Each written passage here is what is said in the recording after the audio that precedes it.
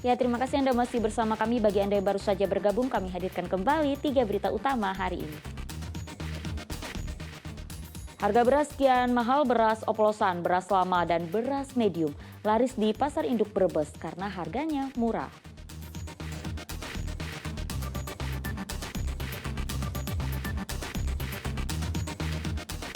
Pajak bumi bangunan Kota Solo naik 300%. Warga mendesak Pemkot Solo kaji ulang karena warga makin tercekik dengan naiknya harga kebutuhan pokok.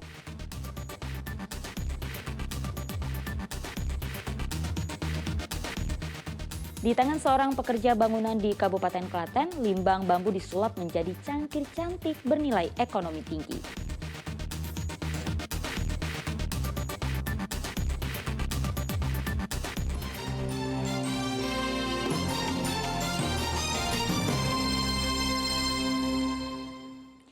Sebuah mobil pickup terbakar di Jalan Raya Kabupaten Klaten. Diduga mobil terbakar karena korsleting listrik.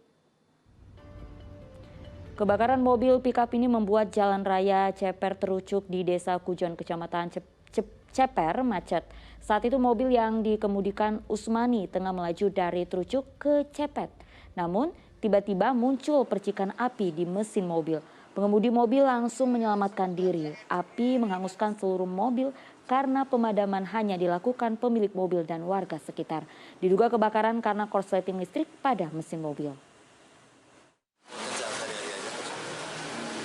Berarti indikasinya karena korsleting listrik tadi ya, dan atau gimana? Ya, dugaan sementara begitu. Dari yang datang ke TKP, Pak Rupus, Pak Wahid, sama Pak Warga. Perapiannya listrik dan dari akhirnya sebagainya. Ya. Pemadaman dilakukan oleh siapa nih? Pemadaman Manual ya. Manual dari pemilik sama warga yang lewat.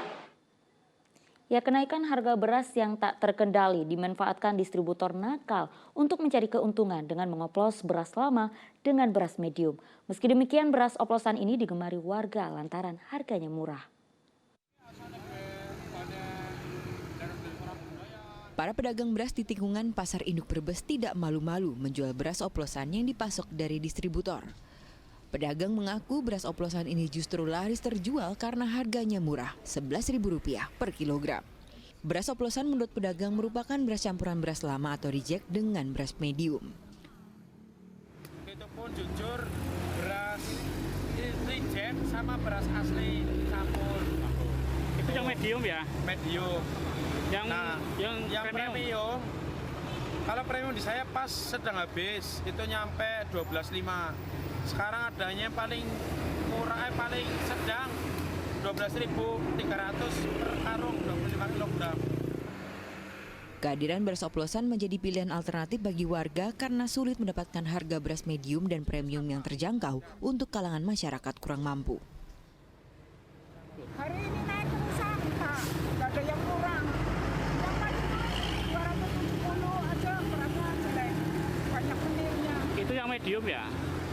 Ini mahal, lebih mahal, sampai 300-an lah. Jadi nggak ada yang murah sekarang, mahal semua. Lah Ibu sudah ke tempat lain Bu? Udah sama, itu juga sama aja. Meski demikian, warga tetap berharap pemerintah segera menstabilkan harga beras dengan menggelar operasi pasar beras murah. Sugiartono melaporkan dari Kabupaten Brebes. Kebijakan pemerintah Kota Solo menaikkan pajak bumi bangunan atau PBB tahun 2023 menuai protes warga. Kenaikan pajak sebesar 300% memberatkan warga karena harga kebutuhan pokok saat ini kian tak terkendali.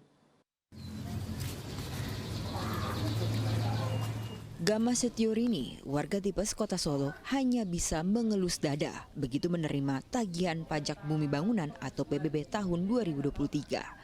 Betapa tidak, biasanya hanya membayar PBB sebesar Rp300.000, kini ia harus merogoh kocek sangat dalam lagi, yakni Rp900.000.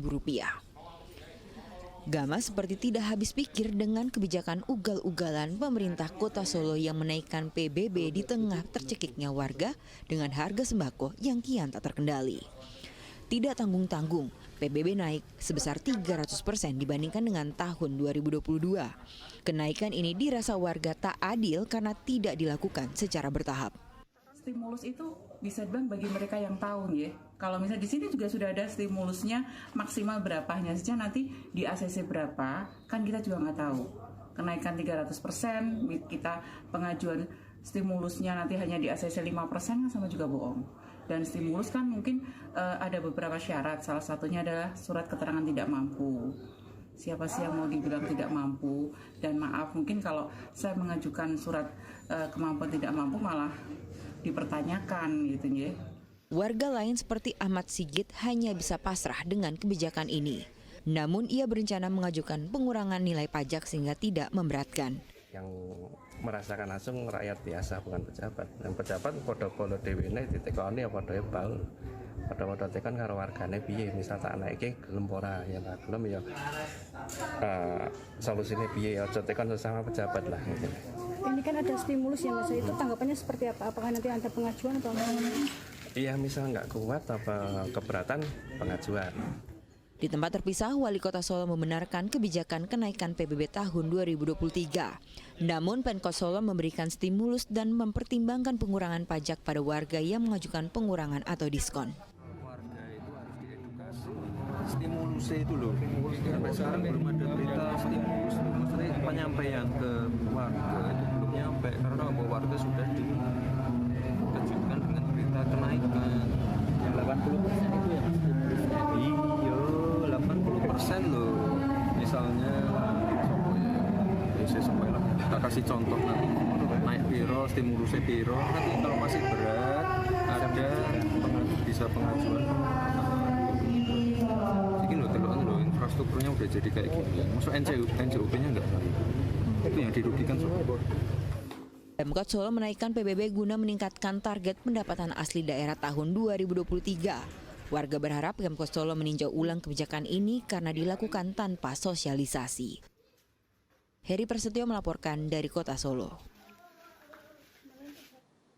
Kita beralih ke informasi lainnya, ribuan pelari dari berbagai daerah mengikuti Run Against Cancer di Kota Semarang. Ajang lari amal itu untuk menggalang dana bagi penderita kanker. Dana yang berhasil terkumpul hingga 870 juta rupiah. Sebanyak 2.500 peserta lari mengikuti Run Against Cancer di Kota Semarang pada Minggu pagi. Para peserta berlari dengan rute 5 dan 10 km dengan jalur lari mulai dari Kelenteng Sampokong ke Jalan Siliwangi, lanjut ke Jalan Pemuda, lalu ke Dr. Sutomo, melewati Jalan Kaligarang dan finish kembali ke Kelenteng Sampokong. Kegiatan ini digelar Perhimpunan Hematologi Onkologi Medik Penyakit Dalam Indonesia Cabang Semarang dengan para dokter-dokter penyakit dalam. Tujuannya untuk mengedukasi terkait bahaya penyakit kanker dan cara menurunkan resiko penyakit ini dengan aktif bergerak. Nah, sebenarnya kanker itu bisa dicegah atau dihindari dengan menurunkan faktor risiko sebenarnya. Nah, faktor risiko itu kan salah satunya misalnya kegemukan, terus tidak mau aktivitas fisik dan sebagainya. Nah, ini kita dalam rangka BCD ini mengadakan Run Against Cancer. Ini satu tujuannya adalah untuk mengedukasi masyarakat supaya bisa melakukan aktivitas fisik dengan baik sehingga bisa menurunkan risiko kanker. Tingginya animo peserta lari untuk penggalangan dana bagi penderita penyakit kanker mendorong pemerintah Kota Semarang menjadikan ajang lari amal sebagai agenda tahunan. Pada saat Bapak Ibu audiensi di pemerintah Kota Semarang, kami menawarkan untuk menjadi agenda tahunan sehingga orang akan tahu gitu ya, oh kalau pada awal tahun ini ada yang lari amal yang dilakukan oleh Perpopendin gitu, sehingga ini menjadi satu juga event nasional, event yang menjadi bagian dari Kota Semarang. Pengen sama penderita kanker bahwa kita perangi kanker sama-sama dengan adanya maraton atau RS. Dari kegiatan ini terkumpul dana hingga 870 juta rupiah yang akan diserahkan ke Rumah Singgah Yayasan Kanker Indonesia Koordinasi Semarang. Ali Muftagirin dari Kota Semarang. Ya, perayaan Cap Gome di Magelang digelar meriah. Selain menyaksikan pawai budaya Cina dan Jawa, warga juga mendapat makanan khas Cap Gome, lontong sayur secara gratis.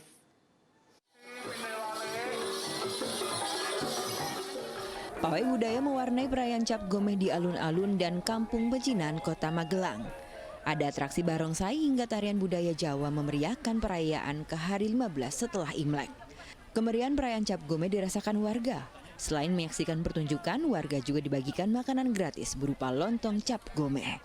Lontong Cap Gomeh menjadi menu khas perayaan Cap Gomeh di tanah air karena perpaduan budaya Jawa dan Cina. Kebersamaan budaya, ya kan Bhinneka Tunggal Ika kan kita harus bersama kan. Jadi lokal, jadi ya memang kan lokal. Karena ini bukan eksklusif sih. Jadi itu budaya Tionghoa, Cap Gomeh, kita kasih lontong Cap Gomeh. Sebenarnya itu di Tiongkok juga nggak ada lontong Cap Gomeh. Itu budaya yang kita sudah berbaur lama. Ya, karena Tionghoa itu di Indonesia kan udah lama. Seru-seruan aja. Penasaran atau gimana? Penasaran. Penasaran ya. Pernah makan ini lontong? Belum ya. Tadi antri sama siapa? Sama ini, cucu. 3.500 lontong Cap Gomeh dibagikan. Perayaan hari ke-15 ini menjadi penutup rangkaian perayaan Imlek.